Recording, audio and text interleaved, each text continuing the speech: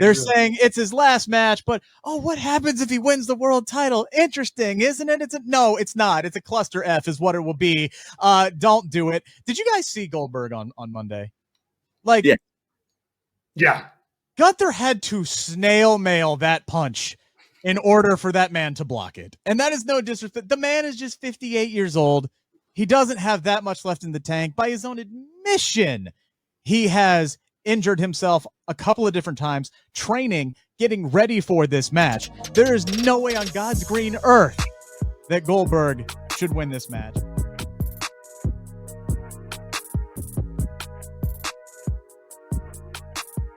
What is going on, you guys? Welcome on into the Takedown on SI YouTube channel. Rick Ucchino, Zack Heydorn, Joe Baiamonte here as we are getting ready for, holy crap, what a week of professional wrestling. We already got Raw in the books. We got NXT in the books.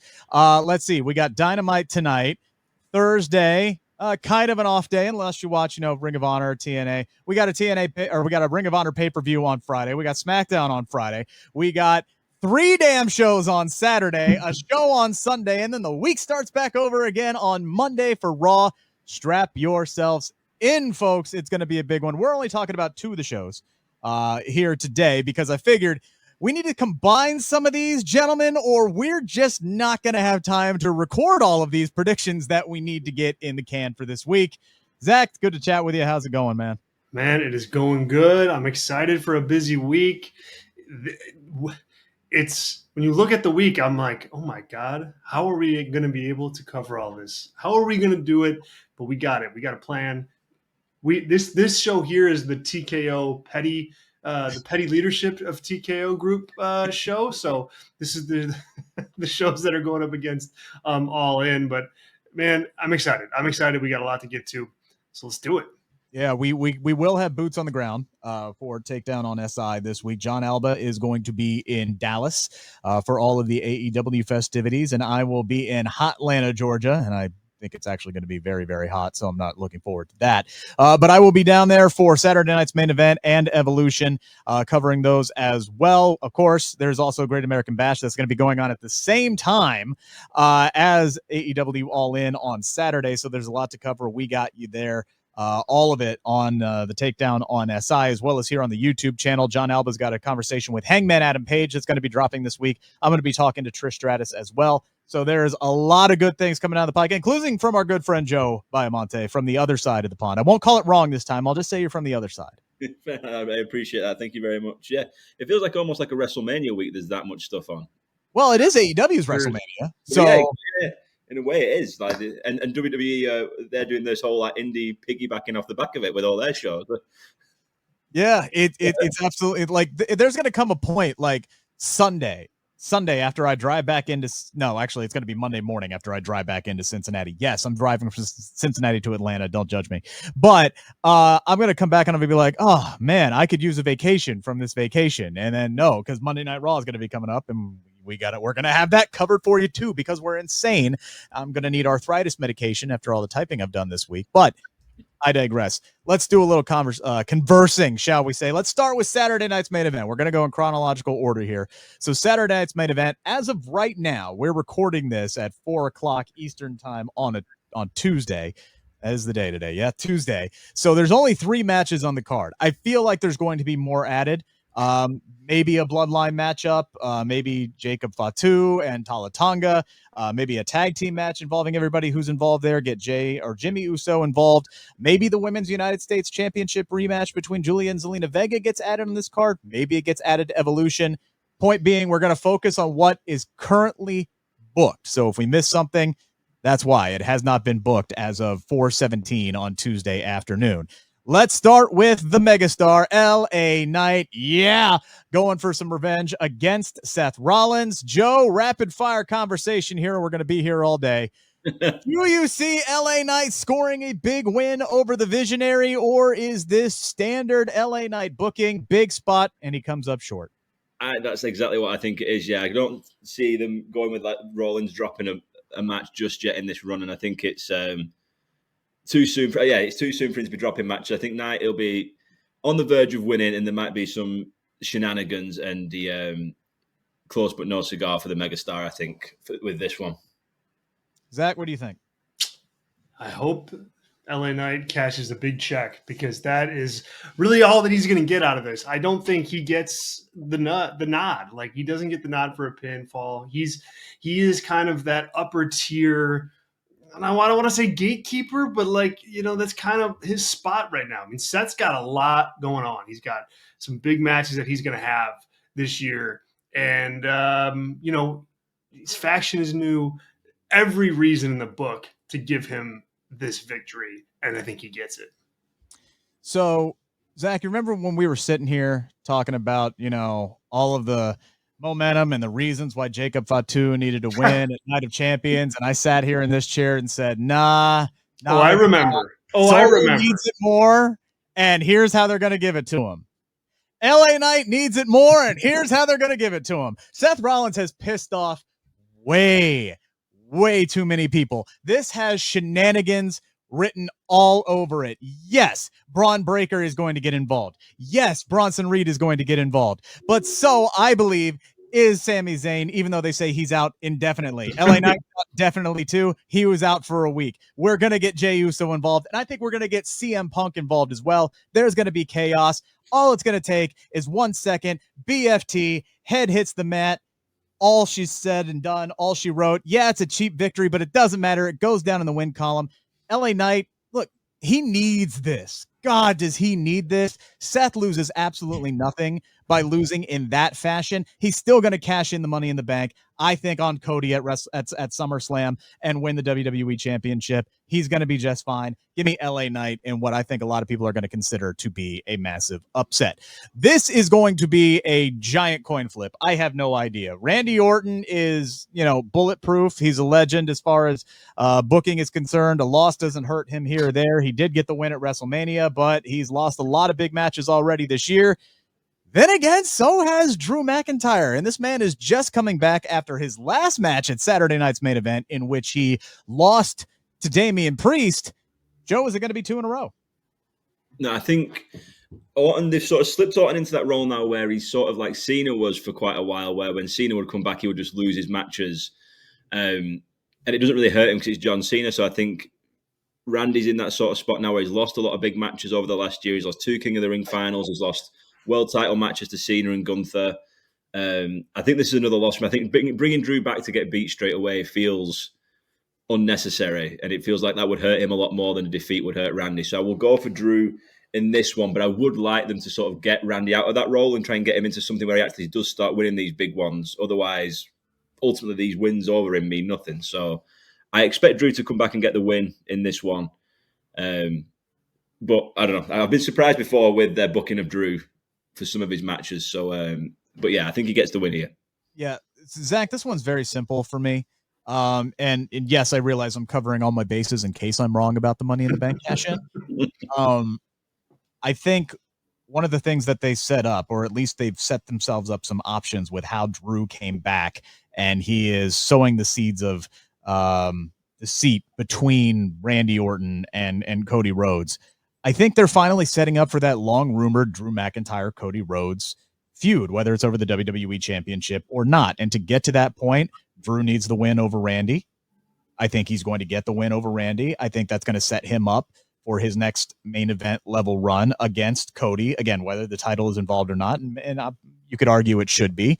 We'll see what Seth Rollins ultimately does. And if he is successful, there's always the chance that he does the business again for Cody Rhodes and makes it lucky number 4. But I think you set Drew up here. I do think Randy, in a perfect world, would already have a huge win, or at least a bigger win than the 3-minute, essentially a squash over Joe Hendry at WrestleMania, because he was supposed to beat Kevin Owens, right? He was supposed to beat Kevin Owens. He got hurt. They couldn't have that big marquee match, and WrestleMania ended up being what it was. Fun, but not necessarily the big marquee win. No disrespect to Joe Hendry. It's another company's guy. He's not going to come in and beat Randy Orton, right? We all kind of expected that that's how that match would go down. Big spot for him. It was entertaining, no disrespect, but Orton was supposed to have that big win. He doesn't have it, which kind of sucks, but I don't think he's getting it here. I think Drew's going to win because Drew's got Cody in the foreground, off in the horizon. What do you think, Zach? Yeah, I don't think Randy Orton's getting the win here either. I think like it's kind of a weird match to book in that regard because It is. you don't want either of these two guys to really lose, but Drew, he's the guy that's coming back. He's the guy that I think is a character that in general, needs wins to kind of keep propping up his momentum. He's a big guy. Like it looks odd when he's not in kind of like that dominant spot. He's not a guy that like plays from underneath too often. And so he's an important person on the roster right now because you've got current baby faces that need heels to work with, Cody Rhodes, and then you have the future baby faces of SmackDown like Jacob Fatu that you're going to want to have like big feuds with down the road. And so, Drew to me is a guy that if I'm Paul Levesque, I'm looking at going, all right, like we need to make sure this guy is protected, taken care of, and has a lot to do. And I just think if those are the two options, right, Drew and Randy, Randy is somebody at this point. He's a legacy star. He, one RKO, he's back. It's all it takes, and he's getting the same reaction. I think Drew, there's a lot more to lose there, so I'm taking Drew as well.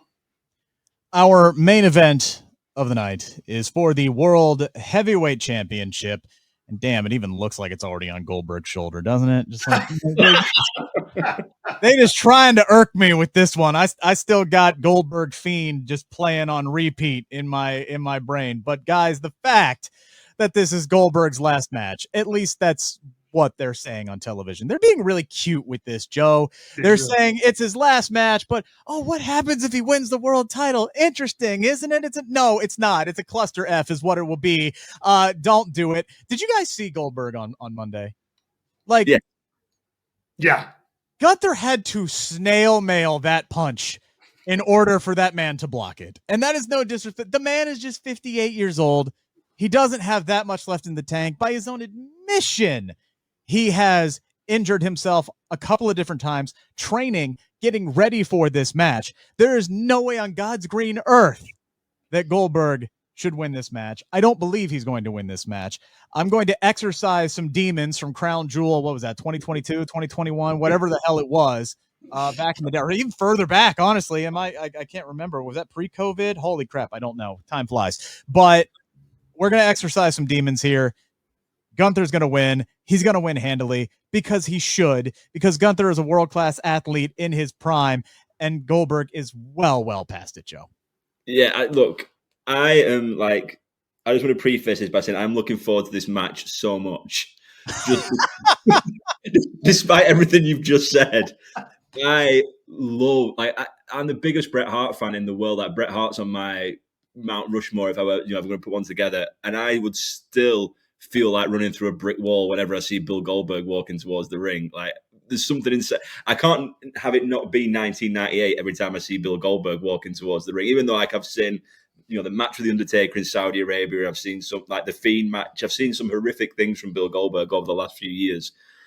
But there's still that bit of me which is like, he could just have the DDP match again. He could just have. Thank you. Halloween Havoc 1998. One of my favorite matches of all time. He had some bangers back in the day as well. And then he had the Brock match at Mania 33, was it? That was incredible. Yeah. Like the guy, I mean, the thing is now he is 58, so it's a little bit different. And, but I just like this idea of him being old and broken down and getting injured every 2 minutes when he's trying to train, and coming in to face Gunther and just taking that first big chop. It's Rocky Six. This is Rocky Balboa is what we've got going on here. I just want to see his chest explode when he gets that first chop off Gunther on Saturday night. But yeah, I think literally explode, Joe. Yeah. We could see him have a heart attack in the middle of the ring. We don't want that. But I think just the pop. I mean, surely he hits a spear at least. We get like a near fall, or Gunther rolls out the ring or something like that. But yeah, Gunther wins, but I think it's like a lot closer than a lot of people would probably like, including yourself. I think there'll be a near fall which gives you a heart attack. I feel like that could be. I remember being in the arena. I couldn't even tell you what show it was anymore. Maybe it was SummerSlam. I couldn't even tell you what arena it was. I just remember how I felt watching Goldberg wrestle Roman Reigns and the tension that was in the crowd. You could cut it with an actual knife. Just waiting for Roman to just win the damn match and not drop the title to Bill Goldberg. And like when it actually happened, the entire crowd was just like collectively, oh, thank God that's over. Okay, let's move on to the next. There isn't going to be a next for Goldberg, right, Zach? No, there will not be a next. Gunther must win this match. Seriously.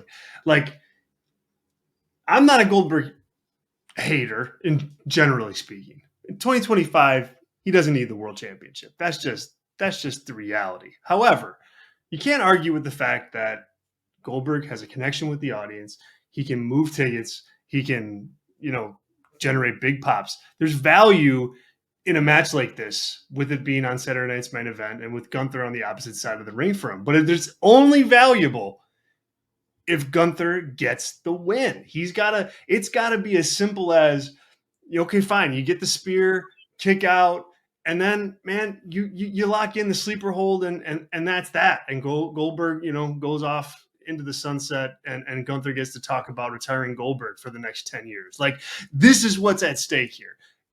So there is no doubt in my mind that Gunther's taking this win. This would be the dumbest booking decision of Triple H's short tenure thus far. Yeah. It's less than 3 years in since he took over.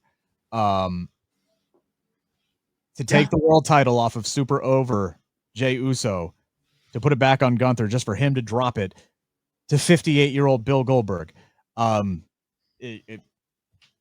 That's some Vince McMahon level bullshit booking, and I really, really, really, really, really hope that he doesn't go that way. But we'll see. We'll be sitting here this time next year, and it'll be like, oh, so we're in the middle of Goldberg's second 187 match streak. All right. Let's move on to Evolution this Sunday. This is a show that, look, I'm seeing so much criticism for this show and how it was booked, and I think a lot of it is valid. It definitely feels rushed. But there is a guarantee that I will make. The girls are going to deliver. And I don't think by the end of the night on Sunday that any of the criticisms or the build to this show is honestly going to matter, because this card is still spectacular. You do have some lengthy rivalries in Io and Rhea, which has been building since March. You've had Becky, Lyra, and Bayley that has been going since just before WrestleMania. So we're talking April as well. Jade and Naomi's been going since this past November. So this is a WrestleMania rematch. So while a lot of the card does feel thrown together, Tiffany and Trish, especially, that just kind of came out of nowhere and with no story whatsoever. I would like to have seen some more time and effort put into this. I definitely think the Liv Morgan injury threw things for a loop. And then the Saudi Arabia show kind of forced them to kind of pump the brakes on some of the builds, especially with Nikki Bella, figuring out how she was going to be involved. At least we know she's going to be involved. So there's some valid criticisms for this show. And it's a shame that, it's coming on a weekend in Atlanta where you've got people who are coming in for the Major League Baseball All-Star Game. You have people who are coming in for Beyonce concerts. You have people for the pro wrestling industry that are already split, heading to Dallas for all-in festivities or choosing to come to Atlanta for WWE events. There's a lot going against this event. I know tickets aren't moving as well as a lot of people would hope. I still am a firm believer there's going to be 6,000 people in the stands. I think it's going to be a great show. I just needed to get that off my chest. There's some valid criticism for this, but I think a lot of people are just, in handling their criticisms, they're just crapping on the show like it doesn't matter. And I hate that. I feel like this show absolutely does matter. I'm expecting a huge show. And let's start off with one of the most intriguing matches on this entire card, and that is the Evolution Women's Battle Royal. Joe, we know 3 names that are going to be in this. 3 names right now. And Nikki Bella, Stephanie Vicaire, Ivy Nile. One of those things is not like the other. No disrespect to Ivy Nile. I would be stunned if she wins this with a Clash in Paris world title match on the line. But I genuinely think Nikki Bella or Stephanie Vicaire, I think it could go either one of those ways, or you could take the field. Where are you going? We'll set this up as those 3 names or the field. Where are you going? I'm going to Stephanie. I think we mentioned when we did the Money in the Bank predictions show about how, like, the way they've brought her onto the main roster, it's very deliberate in terms of we're positioning her as a star straight away. And I think we talked about that. That would have been a great reason for her to win the briefcase a couple of months ago. Obviously, Naomi got it.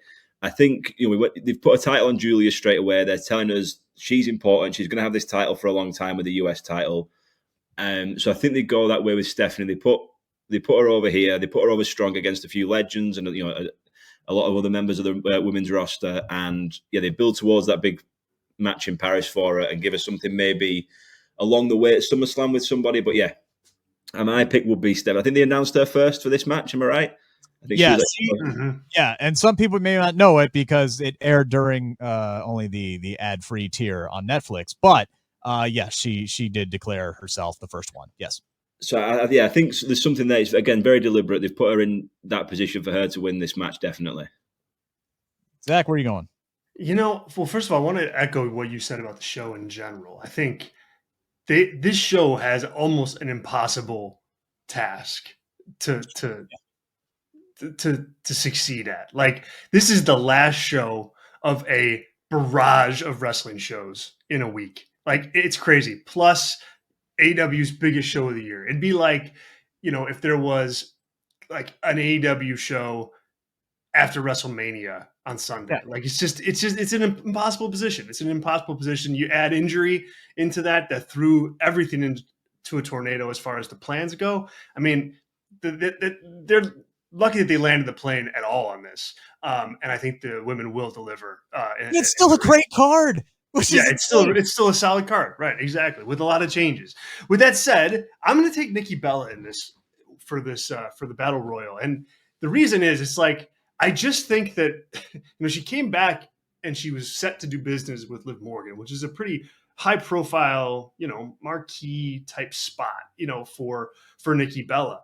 And so I don't think that she had plans to just make her return, be in a Battle Royal, and then that's it. I think there's a significant short run here. So whether that's a win here in the Battle Royal and then they get that singles match return for her at Clash of the Castle against Io Sky or against Tiffany Stratton, we'll see. But I think this is an avenue to a bigger match for her down the road. So I'll take Nikki. Yeah, it's almost kind of impossible to fantasy book what it's going to be since Clash at Paris is August 31st. So you got to think it's so far away. It's so far away. SummerSlam is going to be there. You still got a Money in the Bank cash in. Like, there could be 4 or 5 legitimately different women who could be WWE or Women's World Champion by the time that Clash in Paris rolls around. In my mind, I do envision Nikki Bella winning this. I was on the Stephanie Vaquera bandwagon until Nikki put herself in the matchup. And I'm sitting here and I'm thinking, okay. If Stephanie wins the Battle Royal, is she winning at Clash in Paris? If it's against somebody like a Rhea Ripley, who would have just won the title back, if it's against somebody like a Naomi, who would have just won the title, or Jade Cargill, who just won the title, I'm not so sure. And I don't want to put Stephanie Vaquera in that situation where she's going to get her first major shot and then lose and come up short. I think you can book at a Clash in Paris show Nikki Bella versus Io Sky, Nikki Bella versus Rhea Ripley, the past versus the present, one of those generational matchups with a good build toward it. Kind of like what we're getting with Tiffany and Trish. Yes, that's a generational matchup. There's just been absolutely zero build to it since their matchup at Elimination Chamber back on March 1st. So Trish hasn't appeared on television since then. So the fact that she's just there because Tiffany wanted to face her, that's not much of a story. You have time to actually build the story here. I like Nikki to get the win because Nikki's not going to win at Clash in Paris. I think if I had to pick, I think it's going to be Nikki Bella versus... Actually, no, I'm not, because I don't want to spoil what my pick is going to be for these matches coming up. So I'm going to pump the brakes on that one. But Nikki Bella, get me there. How about the NXT Women's Championship match? These two ladies are going to be competing twice in 2 days because they have a tag match at Great American Bash on Saturday. But it's JC Jane defending her NXT Women's Championship. She beat Stephanie Vaquera for that title, going up against Jordan Grace. Joe, who you got? I think, unfortunately for Kay, I think it's going to be a short title reign for her. I think Jordan takes this one. The way that she's been built on NXT television since she came in, she's just been positioned as such an unstoppable force. And I think they got the title off Stephanie because obviously she was moving to the main roster. And I just think that this is sort of one of those short transitional reigns that gets it to someone who ultimately is going to hold it for a long time. And I think, again, it's a good way to cement Jordan as like they've had her in the Rumble and she's been able to shine on the main roster in front of a big audience there. So I think here as well, giving her the title victory here on a bigger stage than she would get it on like an NXT show or whatever. I think that's the position to do it in. So I think Jordan takes the title in this one and it sets her up for quite a lengthy run before she makes the step up to the main roster probably sometime next year. Zach, what do you think? This one is so hard for me to call because I think that JC Jane has actually done, in my eyes, like a better than expected job as champion, as this like champion that you've never thought would be champion, but there she is. And I thought she's kind of carried herself well as that champion, while still being a heel. I mean, it's a lot. That's kind of a lot to juggle. She's not a dominant heel. She's not like a kind of like a chicken shit heel either, but she's kind of this like underdog heel. And I think she's really played that well. At the same time, Jordan Grace is Jordan Grace. I mean, she's on your NXT roster. It's like, man, it'd be criminal not to use her in a bigger, more impactful way. So I'm going to take Jordan Grace as well for that reason. I think she's just too big of a star. I think she's important to the future of the women's division. I think if Blake Monroe goes heel at some point, that's a really great feud that NXT can, build itself on for 2, 3, 4 months. Can be a Blake Monroe, Jordan Grace feud. And so I think, JC Jane gets, a very positive grades from me, but sometimes it's time to do business. And I think this is one of those times. I don't. JC Jane wins, and I think it's very simple for me. Whether it's by hook or by crook, legitimate or not, Jordan Grace, but as far as we know, is on a main roster contract. She's coming up sooner rather than later. I think it's going to be after Evolution. I don't know how they do it. I'm not going with any storyline ramifications on this. I'm looking at pure dollar cents figures from a company that's not afraid to trim some fat. Jordan Grace is not staying in NXT for the long haul on a main roster contract, if that is true, if she's on a main roster contract. So, JC's going to win. Jordan's coming up. We have a matchup that I honestly don't know. I genuinely don't know. The women's tag team title match. Say what you want about the division. All right? Because if there's one thing that I can be overly critical about in WWE, it is the women's tag team division. Because right now, it's not a direct comparison, but or a direct competition between the two divisions. But AEW does not have women's tag teams championships. What they have is an abundance of women's tag teams and no titles to fight for. It is the exact opposite in WWE. They have titles and no teams to fight for them. The one team that they did have, they had to split up due to, unfortunately, Liv Morgan's injury, and now Roxanne Perez is stepping in. So even the champions are a makeshift team right now. And they're going up against Charlotte Flair and Alexa Bliss, who have had all of one tag match together that they won, and it was a qualifying match. Sol Ruka and Zarya, who just lost this past week on NXT and were unceremoniously announced as being in the match. Michael Cole on Monday was like, we already know that Sol and Zarya are in this match. And I'm like, the hell we do? When did I miss that announcement?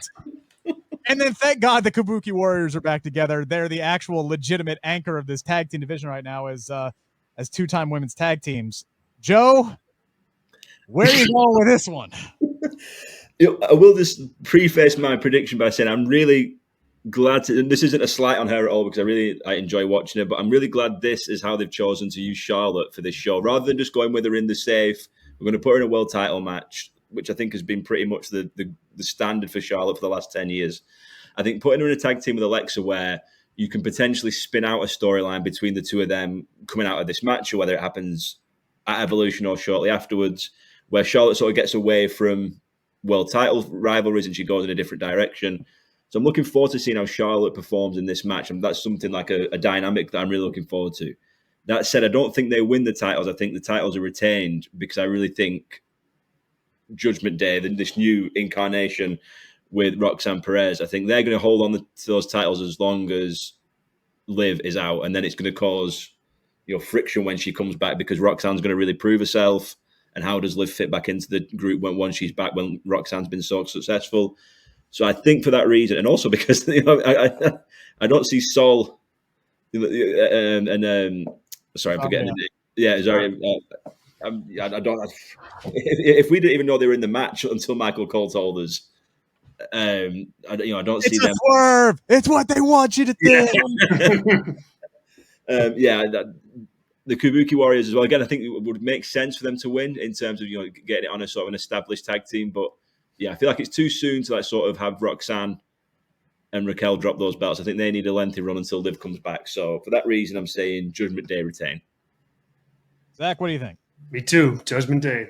This is the only storyline, the only real storyline going on in this that's longer than a week old is the Judgment Day storyline, the drama between Raquel and Roxanne Perez, and therefore Roxanne and Liv, and Raquel and Liv, and everybody else involved in the Judgment Day. Like this, they're doing something here. This is going to be a signature part of WWE programming on Raw for the next few months, especially once Liv comes back. And so this, to me, is just a chapter to give that storyline some added context, some added depth, and a storyline point. So look, Kabuki Warriors just got back together. Zarya and Sol Ruka were barely mentioned, as you guys have covered, that were even in this match. And Charlotte and Alexa have been a tag team for about a week. This has to be storyline progression for Roxanne and Raquel Rodriguez. They got to win, and they will. There is one thing that I would like to see out of this, because I'm taking Judgment Day as well for all the reasons you guys mentioned, but I'm hoping that they can utilize this match to move forward the story with Charlotte and Alexa and give them a reason to continue, even though they're not winning the championships, give them a reason to fortify their their alliance. And this is where I'm hoping that Nikki Cross finally comes into the equation here. Because ever since Alexa has come back, we're like, okay, when is she getting involved with the Wyatt Six? When is she getting pulled back into that? I thought, and I've talked about it on Takedown Discussions with Zack, it would have been very, very easy if you're looking to quickly fortify the women's tag team division to have Alexa and Nikki get back together. Multi-time women's tag team champions back in the day. Would have made a ton of sense. Hell, Alexa is still wearing her Fiend getup and using Sister Abigail as her finisher. At some point, she's got to get involved. So if you can have Nikki Cross get involved and take Alexa out of this match and give an assist to Judgment Day when it looks like the two former women's champions are getting ready to win the titles, I think that would be a great storyline Kickstarter to get Nikki involved in something, because as they have put the Wyatt Six in the mix with the tag team division, Nikki has just kind of been left there just to look creepy and sitting on the outside. And occasionally, but who she mixed it up with? Occasionally like Zelina Vega or something like that, or B-Fab. Occasionally she'll jump on top of B-Fab or something like that. Give her actually something to do and have her try to pull Alexa Bliss back into the Wyatt Six family and make that kind of the story of, okay, well, now Charlotte is reluctantly trying to save Alexa from going back to the dark side. I just spitballed that entire story, by the way. So like it's there. It's easy to do and it makes sense. Would it make great television? I don't know. I'd love to see something like that come to fruition. I think you have spent 5 more minutes on it than Paul Levesque and company. That's what what? You ain't wrong. You ain't wrong. Because so far, all this Charlotte and Alexa stuff has been, I don't want to be friends, but I kind of want to be friends. Do you want to be friends? Okay, let's be friends. End of story. We're not friends. Compelling shit, as George Carlin would say. Pardon the French. Sorry. There's a reason why this program is not for kids. I should be more professional. Anyway, what match do we want to go to next? Let's do Jade Cargill and Naomi. It is a rematch of WrestleMania 41. But guys, these are two more accomplished women that are meeting face to face than the last time they faced each other at WrestleMania. Jade Cargill won Queen of the Ring. She's heading to SummerSlam to challenge for the WWE Women's Championship. And Naomi has a guaranteed title match whenever she wants it, thanks to her now fully decked out, customized Miss Money in the Bank contract. Joe, how do you see this one going? I'm really looking forward to this one. I felt like the WrestleMania match was a bit weird, I think, because of the crowd. I don't know, it felt like it didn't really land as well as a lot of people expected it to. I still enjoyed it. I thought they put in a great effort at WrestleMania. It just wasn't something that felt off to me. I don't know. But have they got the stipulation of no holds barred with this, or have I dreamt that? That was an announcement that was made on social media, and then it wasn't part of the broadcast. Right. So, and it wasn't WWE. It wasn't WWE that made the announcement. It was a couple of Twitter accounts who were saying it was a no holds barred match. So maybe they make it that on Friday. Maybe that was something that slipped out on like an international broadcast or something like that. Was edited out of the Netflix version. It's in the graphic, but then no, I didn't see it either. So not yet, but maybe.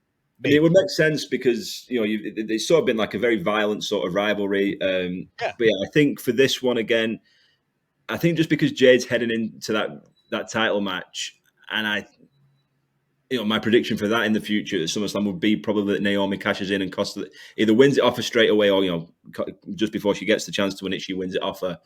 I think Jade takes this victory because Naomi's getting the bigger one back in maybe a few weeks at SummerSlam. Naomi doesn't really lose anything by losing to Jade again either, because again she's going to be the champ in probably a month. And you don't want Jade to take a loss right before going to face Tiffany either, or Trish, whoever wins it. Or Trish, yeah. Right. Just that's But yeah, so I think I'm looking forward to this being in front of a hotter crowd than it was at WrestleMania. I think again Jade's Atlanta based, so I guess you got like the hometown crowd behind her, which should help a lot as well. So I'm going to go with Jade getting the victory again here. Same reason I chose LA Knight is the same reason I'm choosing Jade Cargill. Naomi loses absolutely nothing by losing this matchup. It hurts Jade more than it does Naomi, because I feel like we're heading toward the same conclusion that you thought of there, Joe. I mean, maybe. I don't see both Money in the Bank cash-in scenarios that we have all dreamed of happening at SummerSlam. Either Seth cashing in on Cody and Naomi cashing in on Jade, both happening at SummerSlam. That would be wow, I don't know. We had a whole Takedown discussions episode on which one we would book. Zack and I did. You can watch that now. But I don't see both of them happening. Maybe one of them does. So it would be, hell, for all we know, Naomi could lose and then cash in on Tiffany and Trish. Same night. We've seen that happen. It happened at WrestleMania 31. Seth Rollins lost to Randy Orton early in the show and then came in and left the show with the WWE Championship. So there's precedent for that. Maybe they go ahead and do it here. But the fact that Jade is heading into SummerSlam, ready to go for a title shot, she's winning, Zack. She is, and she should. Look, this is the biggest push she's gotten, and she's gotten a huge push just for joining the company. You don't see WWE present its talent like that all the time, and so this is a big moment for her. And you don't slow it down just to be cute with a random match like this.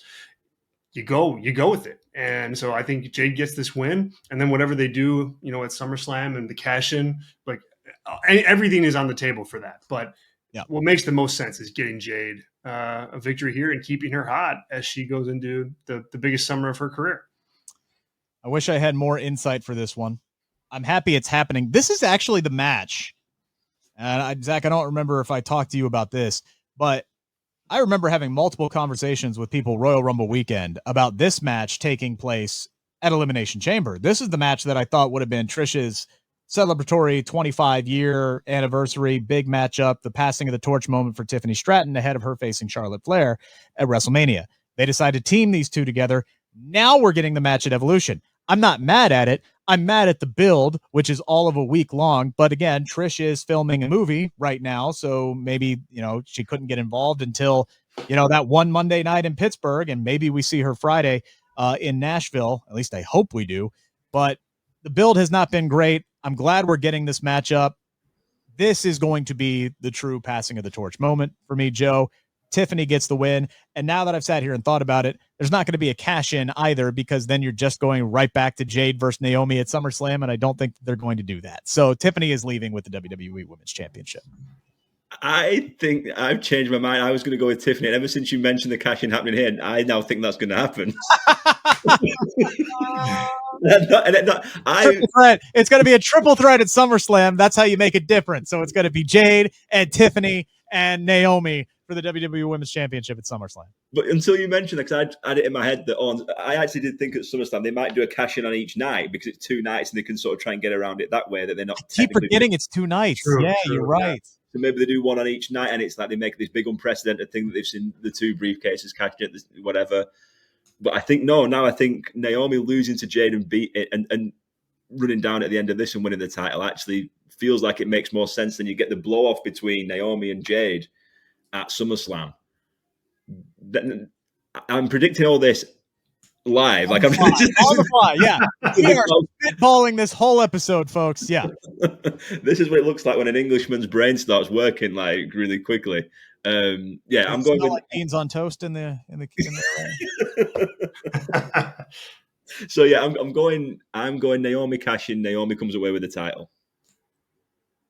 Wow, I am taking this like just this simple route, A to B. Tiffany Stratton beats the legend, and that's that. You know, you don't have. There's no build here. There should be, but there isn't, and whatever. You could slice that, and that's a different conversation for a different day. But for the match, I mean, look, this has to be about the young gun, you know, beating the legend and retaining the championship. So again, I still think you can do a cash in after this if you want to. I think all that is potentially still on the table, but for this match, Tiffany pins Trish 1, 2, 3. Yeah, for Trish, honestly, it's just all about showing that she still has it when called upon. Like I think that's and every match that she's had, she's delivered. Like she's never come back, and I've thought maybe it's time. You know, this is not a Bill Goldberg situation, right? Like it's not. Maybe it's time. Trish, right? Trish comes off the couch and has a spectacular heel run over the course of the summer in 2023, and it culminates in one of the best cage matches I've ever seen in my life. All right, like she can still go, and I think that she's going to be able to go. But putting the title on her ahead of SummerSlam makes absolutely no sense, especially, like I said, when she's in the middle of filming a movie right now. You're already playing this game with John Cena. You don't need to play it with Trish as well. I think the match is going to be good. Tiffany's going to win. The match that arguably should be the main event, but I don't think it will be the main event, the triple threat for the Women's Intercontinental Championship. So once again, Becky Lynch will be the runner-up on the show that she should main event in Evolution. It's Becky Lynch defending against Lyra Valkyria and Bayley. This one is very interesting. If you go by how the old tired WWE tropes, we know Lyra's not winning after she decimated both women on Monday. So is it Bayley, Joe, or is it Becky? You know what? This match, for this, like we've talked about this show, the build not being there and everything, this match has got the build, and I genuinely think this could be like a match of the year contender. Yes. Like, I think this could easily rival the triple threat we saw at WrestleMania between Rhea, Bianca, and Io. Yes. This is going to be spectacular, and it's a shame that it's on a show where people have been quite dismissive of the build, because this has had the build. It's got the story behind it for months now. Really hard to pick, which is always a good thing as well going into a match like this. I'm gonna err towards Becky, but it wouldn't surprise me if it went to Bayley or to Lyra. But yeah, I'm going with Becky for this. I think the money is in Lyra beating her one-on-one for that title down the line again somewhere. I'm not sure where that happens, whether that happens at SummerSlam, whether it happens later in the year. I think they'll run it back one more time one-on-one, and Lyra will end up getting that victory back somehow. So I think here Becky just ekes out a win. But yeah, it would not surprise me if it went one of the other ways, though. Zach, do you smell something? Because I smell setup. Well, then you go first, because I need to hear this. I smell massive setup. For what? I don't know if you've noticed this, but they are really starting to lean in toward a possible Bayley heel run again, aren't they? Like you're starting to get the sense. Now she's kind of fallen in as a tweener because she's feuding with one of the top heels on Monday Night Raw in Becky Lynch, and somebody who has grown into one of the top baby faces in Lyra Valkyria. Since WrestleMania, Lyra Valkyria has increased her status on this show by leaps and bounds, even losing the IC title. I don't care what Jonathan Coachman says. People are buying in to Lyra Valkyria. They believe her when she talks, and they are firmly behind her in this rivalry. there's also been this massive wave of, and a lot of talk, by the way, by some of these veterans, both on screen and in interviews. Charlotte Flair just had a massive piece come out in the Players Tribune and talked about this as well. There's been a lot of, hey, move over talk. Move over for the women's division. You've had your time. You've had your world title runs. We want the Rhea Ripleys. We want the Lyra Valkyrias. We want the Julias, the Roxanne Perez's, the Stephanie Vickers. Quit being Becky Hogan and Charlotte Hogan and any other person Hogan and this, that, and the other thing. You know, because you win all the time and you've won all these championships. Quit being selfish and go away. There's been a lot of that talk. I feel like WWE's been kind of leaning into this. I feel like there is a Becky Bayley alliance on the horizon where you have two of the 4 horsewomen, the OG revolutionaries for this women's division, who are saying, F you, F that, F all of this. Our time is still now, not to plagiarize John Cena, but our time is still now. And F all the young guns. We're going to do whatever we can to stay on top. And I feel like you're going to see a situation where Bayley ends up costing Lyra this matchup and aligns herself with Becky, and Becky retains. That's what I'm calling that happens. And that is a theory that I partially stole from my girl Stephanie Hypes. So I'm going to go with that one. I just kind of worked it my own little magical way. So I'm going to give her credit first for putting the idea in my head, and then I worked it. So that's where I'm going with this.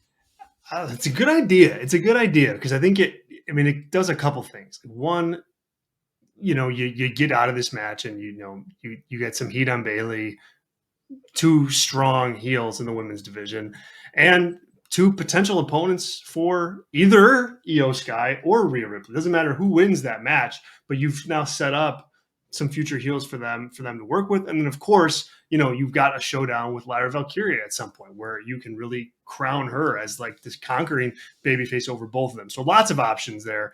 I think it's well thought out and a good idea. I don't know if they're going to go that far with it, but Becky Lynch, I think, is going to win this match. I mean, she, as you said, Joe, the money is with her holding that belt right now and other women chasing her down. I mean, and you can do all sorts of matches with her as the women's Intercontinental Champion. I mean, it's fresh in that regard. So I think it's a little too soon to take the belt off of her for a heel Bayley or babyface Bayley or whatever way you want to slice up the opponents in this match. I think it ultimately is still about the biggest star. It's about Becky and it's about building her title reign up. She won. Everything in the Raw Women's division surrounding the Intercontinental Championship has improved since Becky showed up. Yeah. Everything. The presentation of that title, the prestige of that title, even before she won it, just the fact that she was fighting for it made it feel like a bigger deal. She shows up, it's immediately on a pay-per-view for the first time. Lyra Valkyria is immediately focusing on that title for the first time. That's the Becky Lynch effect.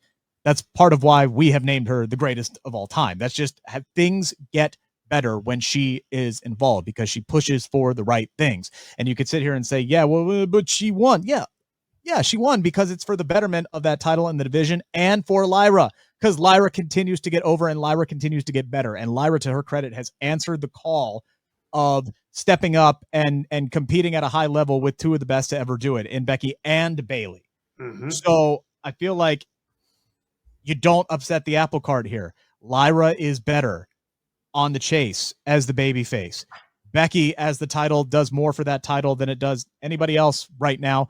And Bayley coming in, you can still, whether she aligns with Becky or not, there's still going to be room to continue to build off of that rivalry and give us the great rivalry that we thought we were going to get coming out of SummerSlam 2022 when Bayley came back and unfortunately Becky got hurt.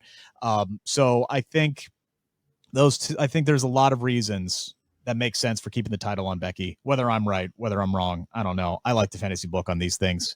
Not that I'm pushing for a job or anything, but I like to be creative and get some thoughts out there. So, and if I happen to be right, it makes me look like a genius. But Becky is going to be retaining the championship. Last but not least, what I do believe will be the main event. It is Io Sky defending the Women's World Championship against Rhea Ripley. Rhea Ripley has never beaten Io Sky, Joe. Does she finally get that monkey off her back this weekend? I don't think she does. I think everyone's expected to. All right. Yeah, and the thing is, it makes all the sense in the world for them to finally go because they've sort of built that into the storyline that Rhea always loses to Io, and it's like Rhea doesn't really have anybody like that. You know, she wins a lot of matches, so she's not used to just losing to someone all the time. But I think it's always good to have someone where someone has their number.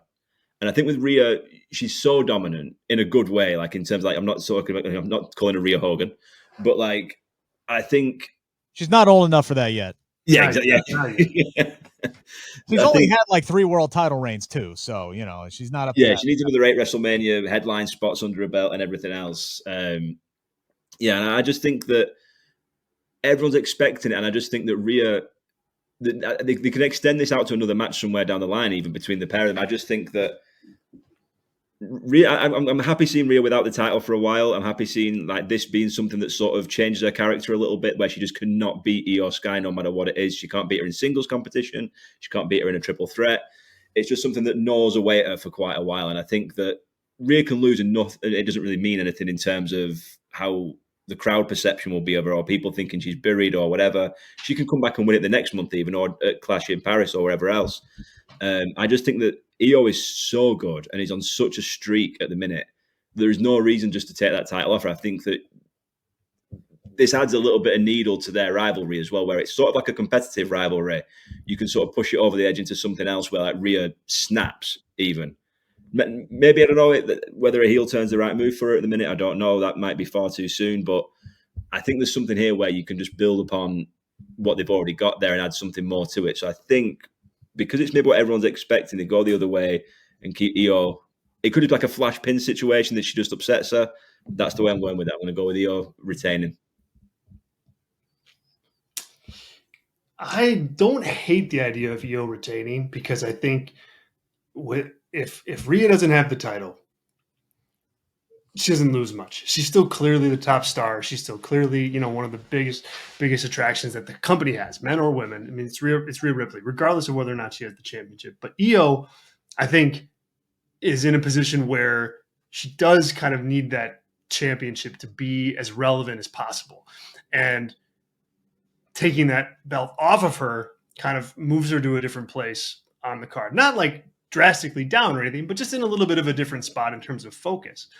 That said, this show, I think, needs a cherry on top of it. I mean, I think WWE is going to look for a way to put an exclamation point on the end of this thing with a big historic title change. Rhea Ripley beating Io Sky for the first time and heading into the second biggest show of the year as the champion of Raw. Like, I think, that's almost more important than even Rhea winning, is the fact that you do a big title change. You have this historical moment on this show. I think that's what they're searching for, and they've got it right here. It's right there on a silver platter.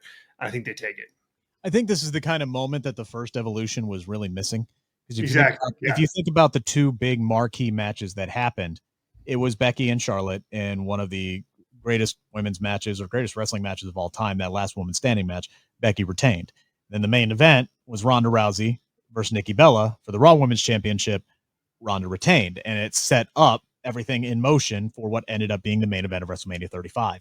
So I feel like, again, no storyline situation, not trying to look into a crystal ball here. I just feel like there is a pyro news headline making moment that you can have closing out this show, that this is the kind of show that needs people, it gets people talking about it. I do think Rhea Ripley is going to end up winning the women's championship. I don't know if I necessarily think she should, because I think Io has been on such a heater since March. I'd like to see her continue with that, but maybe this puts things in motion to where, hey, once was nice, but twice is even better. Maybe you run back that WrestleMania triple threat once Bianca's ready and just have that main event night 1 of SummerSlam. Oh, Naomi runs in. Well, here's my other thought. Naomi actually ends up facing Bianca Belair at SummerSlam. Bianca beats her on night 1, and then Naomi cashes in on night 2. Could be. We don't know. We're just throwing out options here, folks. I'm just desperate for a cash in. I've realized that. That's why the Money in the Bank contract still exists. Yeah, that's what we live for. We want the cash in moment. We want the big pop. Yeah. Naomi's not going to be the first one who screws it up, right? Like, please, come on, don't. Oh, I don't want to go back on Austin Theory. Green wants that honor. Like, give it to her. All right, don't do it to Naomi. Don't do it to Naomi. We are way over. This is what happens when you combine two shows. We will have an all-in Texas prediction show. Myself, Zack, and Lyric, our new writer, is going to be joining us to talk about All In Texas. We're going to drop that on Thursday, I believe, if I can get the editing done before I have to head on down to Atlanta. So again, keep an eye on the channel. We got a lot of great stuff coming. Give us a thumbs up on this video. Subscribe to the channel. This is normally where I'd pitch it to the guys, tell them what they have going on, but follow them on social media. They got good stuff there. We're already over on time. Thank you guys so much. Enjoy all the wrestling this weekend, and thanks for making the Takedown part of your day. We'll talk again very, very soon.